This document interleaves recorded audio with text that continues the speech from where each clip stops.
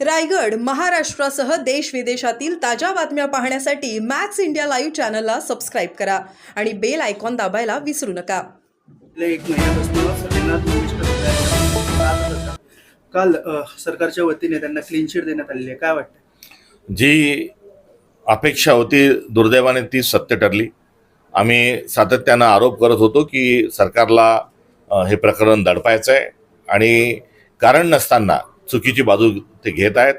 खऱ्याला खरं म्हणणं, चांगल्याला चांगलं म्हणणं हा चांगुलपणा आहे. मात्र या सरकारने हा चांगुलपणा नष्ट केलेला आहे.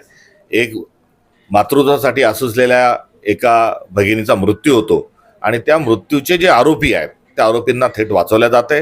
एक जी संस्था आहे, रुग्णालय जे आहे मंगेशकर रुग्णालय, हे रुग्णांच्या सेवेकरता आहे. मात्र ते त्या ठिकाणी धंदा करत आहे, त्या ठिकाणी सावकारी करत आहे, त्या ठिकाणी दरोडा घालत आहे आणि पैसे द्या तरच उपचार करू ही असंवेदनशील, अमानवीय व अधर्माची बाजू ही त्या ठिकाणी लावून धरल्या जात आहे. आणि अशा एका रुग्णालयाला हे सरकार का वाचवत आहे?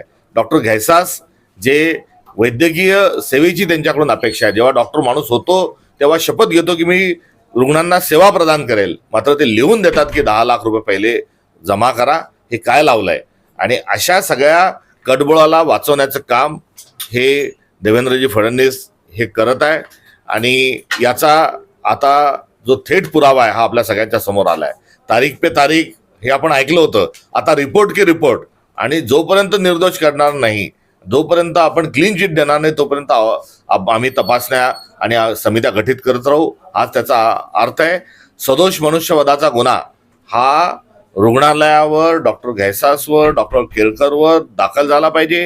हे जे त्या ठिकाणचं विश्वस्त मंडळ आहे, जे विश्वस्त मंडळ जे एकूण त्यांची जी असणारी नियमावली आहे त्या नियमावलीला बाजूला सारत आहे, एकूण संकेतांना बाजूला सारत आहे आणि हम करे सो कायदा ही दंडेलवृत्ती करत आहे. तिथे वारेमाप पैसे लोबाडल्या जात आहे. हे विश्वस्त मंडळ बरखास्त करावं. जिल्हाधिकाऱ्यांच्या अध्यक्षतेखाली त्या ठिकाणी दुसरं विश्वस्त मंडळ स्थापित करावं ही आमची असणारी मागणी आहे. मात्र याला सरकार जे आहे हे वाचवत आहे. आणि दुसरीकडे मंगेशकर परिवारांनी जी साधलेली चुप्पी जी आहे ही कर्कश देखील आहे, हे देखील या निमित्तानं आपल्या पुढे सांगितलं पाहिजे. असंच एक गेलं बीडचं प्रकरण समोर आलंय. वकील महिलेला अमानुषपणे मारहाण केल्याची प्रकार समोर आलेला आहे. बीडचं गुन्हेगारी कुठेतरी थांबताना दिसत नाही. बीडनी पूर्ण महाराष्ट्राच्या इज्जतीची लखतर ही सरहद्दे पार वेशीवर टांगलेली आहे. आणि एवढ्या मोठ्या प्रमाणावर यापूर्वी संतोष देशमुखच्या हत्येच्या निमित्तानं त्या ठिकाणी जे टीका झाली आणि पोलिसिंग नसल्याचं, हे पोलिसाची विफलता नाही तर तिथे पोलीसच नव्हते, ती बाब पुढे आली. कुठे आका नावाचा शब्द हा दुर्दैवानं समोर आला, खोक्या नावाचा शब्द पुढे आला, वाळू माफियांचं कारस्थान पुढे आलं, राखेच्या माफियांचं कारस्थान पुढे आलं. आणि आता नव्यानं त्या ठिकाणी आलेले जे प्रकार आहे, या प्रकाराच्या पार्श्वभूमीवर मला सरकारला एवढंच म्हणायचं आहे, अरे जनाची नाही तर मनाची तर लाज बाळगा. बडतर्फ केलेल्या पोलीस अधिकारी रणजित कासले यांनी मोठे आरोप केले होते. विधानसभा निवडणुकीदरम्यान त्यांच्या अकाउंटवरती 10 लाख रुपये ट्रान्सफर झाले होते. पारदर्शक झाले नाही. ईव्हीएम मशीनच्या संदर्भात दिवसेंदिवस संशय जो वाढत चाललेला आहे, हा लोकशाही करता गणराज्याच्या अनुषंगानं अत्यंत गंभीर स्वरूपाची ही चर्चा आहे. अत्यंत गंभीर स्वरूपाची ही प्रकरण आहे. याची ताबडतोबीनं एकंदरीत ईव्हीएमची उच्चस्तरीय चौकशी ही झाली पाहिजे. त्याच्याकरता SIT गठीत झाली पाहिजे. आम्ही सातत्याने मागणी करत आहोत. ईव्हीएमच्या सोबत काँग्रेसच्या काळामध्ये व्हीव्हीपॅट लावण्यात आले आणि टप्प्याटप्प्याने व्हीव्हीपॅटची मोजणी ही वाढवत न्यावी अशी आमची मागणी होती आणि त्यामागचं नियोजन होतं. मात्र व्हीव्हीपॅटही मोजायला तयार नाही. करिता आम्ही मोठ्या प्रमाणावर महाराष्ट्रातून काँग्रेस पक्षाच्या वतीनं कोर्टामध्ये रिट पिटिशनही दाखल केलेलं आहे. व्हीव्हीपॅटची मोजणी एकदा होऊन जाऊ द्या, दूध का दूध पाणी का पाणी होऊन जाईल. आता कासलेंच्या खात्यामध्ये थेट 10 लाख रुपये टाकल्या जातात, त्याची चौकशी व्हावी. आंतरराष्ट्रीय स्तरावर ज्या तुलसी गबाट ज्या आहेत त्यांनी देखील ईव्हीएम हॅक होतात हे सांगितलंय. त्यामुळे आंतरराष्ट्रीय स्तरावर देखील हे प्रकरण पुढे आलंय आणि स्थानिक स्तरावर थेट पुरावे मिळालेले आहेत.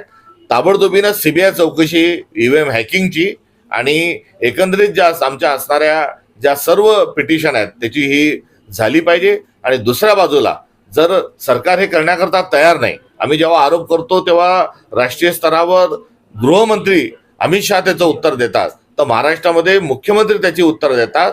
हा सगळा लफाछपवीचा जो कारभार चालला आहे हा आपल्या सगळ्यांच्या समोर आहे. त्यामुळे सुप्रीम कोर्टाने आता सुमोटो हे प्रकरणात अमित शहा त्याचं उत्तर देतात, तर महाराष्ट्रामध्ये मुख्यमंत्री त्याची उत्तर देतात. हा सगळा लफाछपवीचा जो कारभार चालला आहे हा आपल्या सगळ्यांच्या समोर आहे. त्यामुळे सुप्रीम कोर्टाने आता सुमोटो हे प्रकरणात सगळ्यांमध्ये घेत असताना यावर SIT स्थापन करावी ही आमची मागणी आहे. थोपटेंनी तो- राजीनामा दिला. मी जरा उशीर आलो त्यावर एकदा परत बोला. नाही बोलायचं. याआधी त्यांनी राजीनामा दिलेला आहे. काँग्रेसच्या प्राथमिक सदस्य- अनंतरावजी थोपटे हे महाराष्ट्राचं स्वाभिमानी नेतृत्व आहे, संघर्षशील नेतृत्व आहे.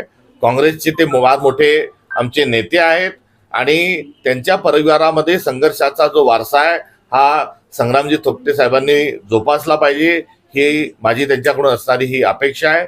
त्यांना मागच्या काळामध्ये काँग्रेस पक्षाच्या वतीनं विधानसभेचा अध्यक्ष करण्याच्या अनुषंगानं त्यांचं नाव अंतिम झालं होतं. मात्र देवेंद्र फडणवीस यांनी त्यांना त्या पदापर्यंत जाऊ दिलं नाही. आणि एवढंच नाही तर तत्कालीन राज्यपाल कोश्यारी यांच्यावर दबाव आणून त्यांनी ती निवडणूकच लागू दिली नाही. आणि पर्यायाने संग्राम थोपटे साहेबांसारखे एक उमदं जे नेतृत्व जे महाराष्ट्राचं आहे हे विधानसभेचे अध्यक्ष होऊ शकले नाही.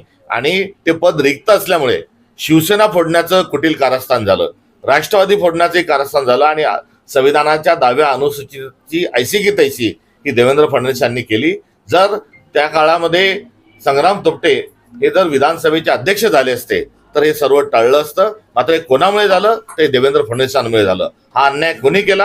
हा अन्याय देवेंद्र फडणवीसांनी केला.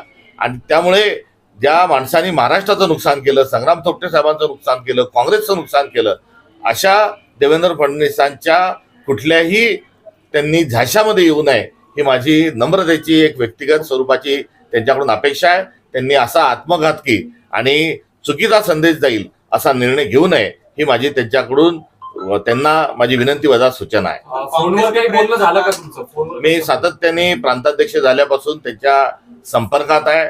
मागच्या 11 तारखेला मी भोर या ठिकाणी जाऊन आदरणीय अनंतराव थोपटे साहेबांना जाऊन त्यांची तब्येत बघण्याचा, त्यांची विचारपूस करण्याचा आणि भेटीचा प्रयत्न केला होता. मात्र त्यावेळेस त्यांच्या काही चाचण्या आहेत, वैद्यकीय तपासण्या आहेत असं संग्राम थोपटेजींनी मला सांगितलं होतं. त्यामुळे मी त्यांना 19 तारखेला पुन्हा येईल तेव्हा आपण भेटू असं त्यावेळेस आमचं ठरलं होतं. मात्र दरम्यानच्या काळातल्या घडामोडी आपल्या सगळ्यांच्या समोर आहे. मी सातत्याने त्यांच्या संपर्कात राहण्याच्या प्रयत्नात आहे आणि त्यांनी पक्ष सोडण्याचा निर्णय घेऊ नये आणि भाजपमध्ये जाण्याचा तर अजिबातच घेऊ नये ही माझी त्यांच्याकडून असणारी अपेक्षा आहे, विनंती आहे, सूचना आहे.